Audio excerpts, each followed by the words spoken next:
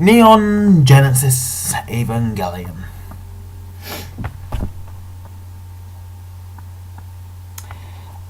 I used to, or I kind of still do, consider it one of my most favourite animes.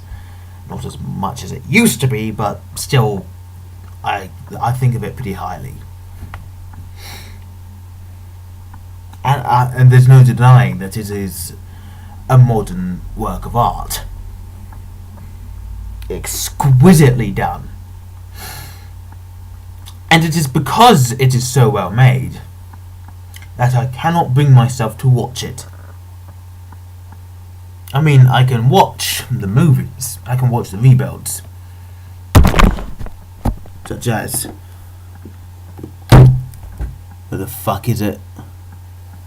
Doesn't really matter. But yeah, I can watch the fucking rebuilds anytime of the week,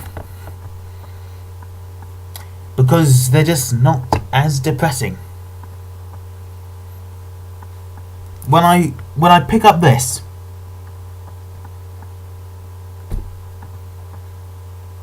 it feels dirty, and not because it literally feels dirty, because there is dirt on it, if ever so slight, but not because it actually feels dirty,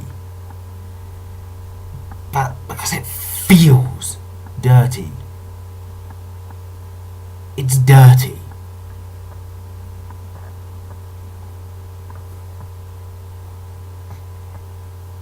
I mean, you could pick this up in a shop, see a nice girl on it, and think, oh, that must be a nice anime to watch. And by the end of it, you just have no idea where it all went.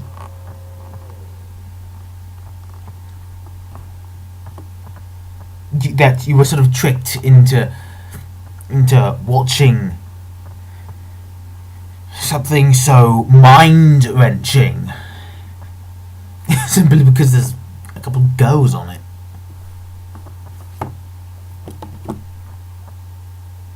And it feels even dirtier to get out disc 6. The fucking Gendo on the front.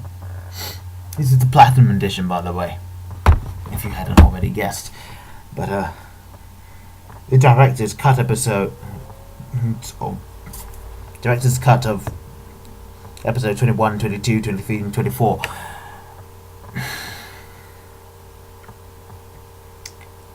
They are the dirtiest of them all, because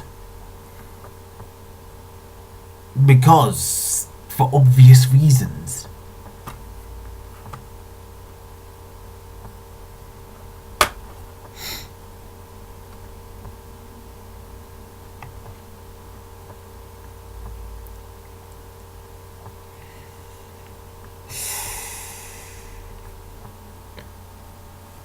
It's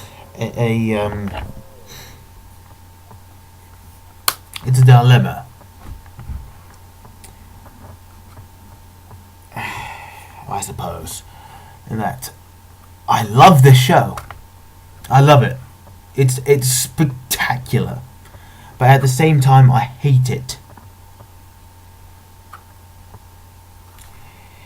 And it's all because of Asuka. Little old Asuka got me into it. It's from the weirdest of things. I first heard about it from Wikipedia several years ago. I was still in first year of secondary school or high school. Since my mum had barred most of my internet access, I spent most of my time on Wikipedia. It's one of the main reasons I know so much.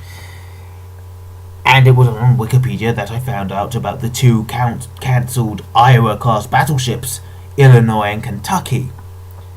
And back then, it had a reference in the popular culture bit that these two ships had appeared in an anime. And over time I forgot which anime, but I knew that they were destroyed. that anime is this. Episode 8. Several years later, I came across a picture. And I suppose I could put it up on screen like now. And you'll probably think that's pretty damn weird. I'm a weird person. But I found it quite by accident. Totally by accident. And there I was, thinking this girl was an original character. That this Access World guy had thought her up even, and just drew her like that. And aside from all the additions, I found her quite attractive. And I went looking for more, because I thought that there might be more of this character. Boy was I right, because on DeviantArt, where I found that particular picture, I simply put in Asuka, because that's all that was in the title. Back then I still thought it was Asuka.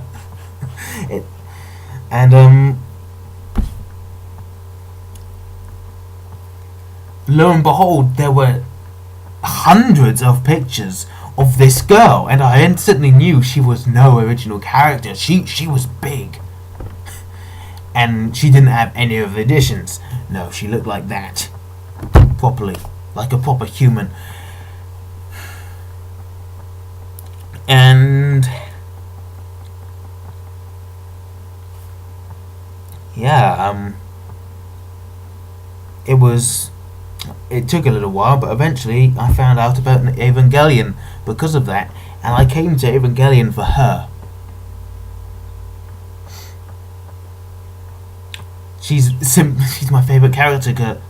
She's my favourite character, even, because she got me into it.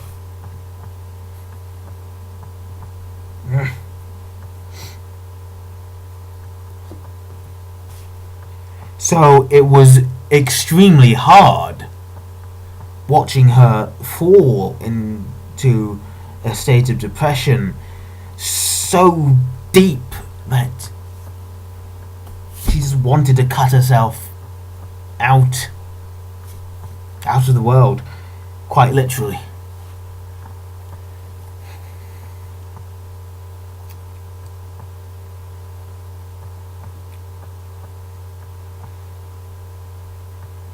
And I was watching, I just simply pulled up episode 23 recently. I've had to download onto the computer because these are the wrong region. Don't want to know that, do you? But I simply pulled up episode 23 and went to the part where she couldn't get Unit 2 to move. And I couldn't watch it. I stopped and had to just take a breather because it was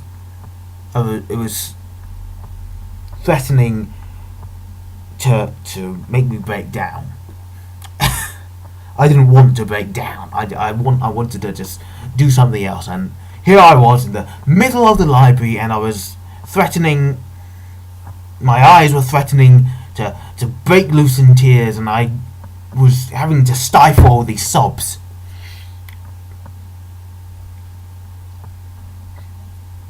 That was just a couple of days ago.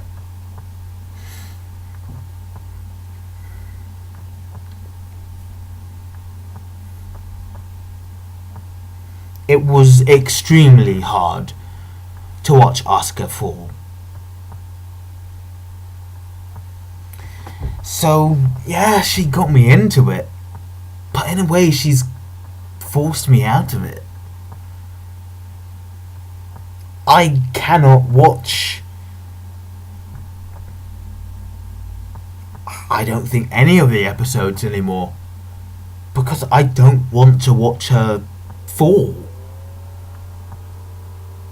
I acknowledge it's It's such a well done anime, but I cannot watch the fall of any of the characters. It was hard to see Masato fall into the state. It was episode 21 that finally made me cry.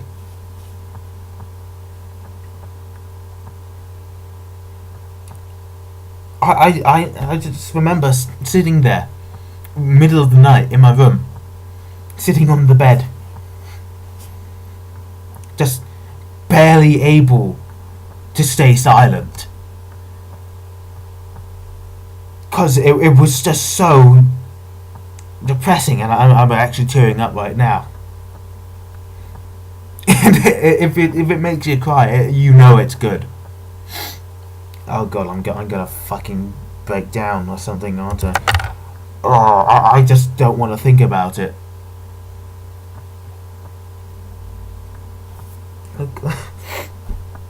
Yeah, I'm fucking tearing up. It's so good. I don't want to fucking cry on fucking camera. I'm not gonna do this. Oh, no, I don't want to do. No. Oh god, it was so hard to watch all of them fall. It started off so well.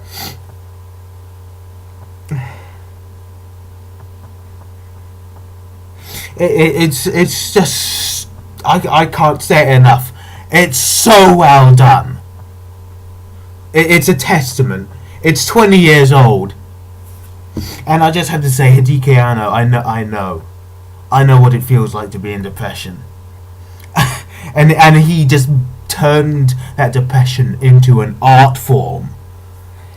And it may feel dirty, but I'm going to treasure this. It may be an NTSC disc. I live in the completely wrong place. I can never watch these discs again. I've run out of the usages on my disc player. But I'm going to treasure this. Because it's so well done. It's an art.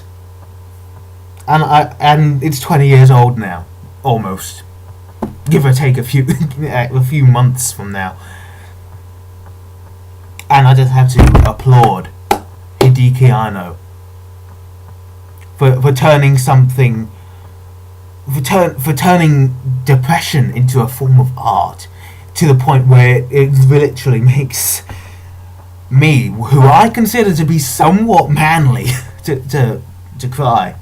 And it's a testament that it did take me until the 21st episode to finally cry. And even thinking about it, as you well saw, it nearly made me break down. So I'm keeping it. I'm looking after it. It feels dirty to touch, but I've got dirty hands. I've done some dirty things.